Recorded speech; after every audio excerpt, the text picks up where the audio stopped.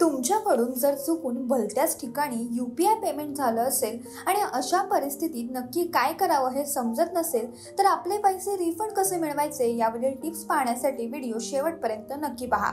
सर्वात पहिले तर अशा परिस्थितीत घाबरून न जाता क्विक ॲक्शन तुम्ही घ्यायला हवी। नंबर 1, व्यक्तीशी बोला।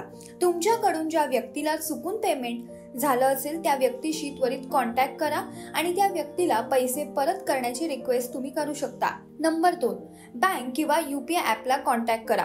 तुम्ही ज्या बँक किंवा UPI ॲपचा वापर करून हे पैसे पाठवले आहेत त्यांच्या कस्टमर केअरला लगेचच कॉन्टॅक्ट करा। त्यांना या संपूर्ण घटनेबद्दल सविस्तर सांगा आणि तुमचं ट्रान्झॅक्शन डिटेल्सही पाठवून द्या। नंबर 3, पोलिसांकडे कंप्लेंट करा।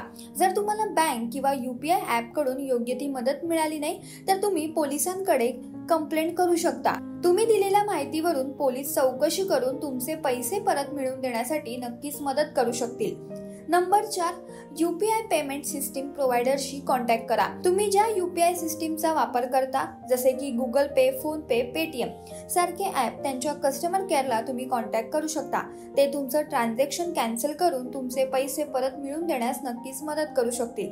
आणि सर्वात शेवटचं म्हणजे या संपूर्ण प्रोसेसमध्ये ट्रान्झॅक्शन डिटेल्सचा स्क्रीनशॉट, बँक स्टेटमेंट आणि या संबंधित इतर डॉक्युमेंट्सही तुमच्याजवळ नक्कीच ठेवा। तुम्हाला या टिप्स कशा वाटल्या हे नक्की सांगा आणि अशाच नवनवीन आणि माहितीपूर्ण व्हिडिओसाठी माय महानगर मानिनीला जरूर सबस्क्राईब करा।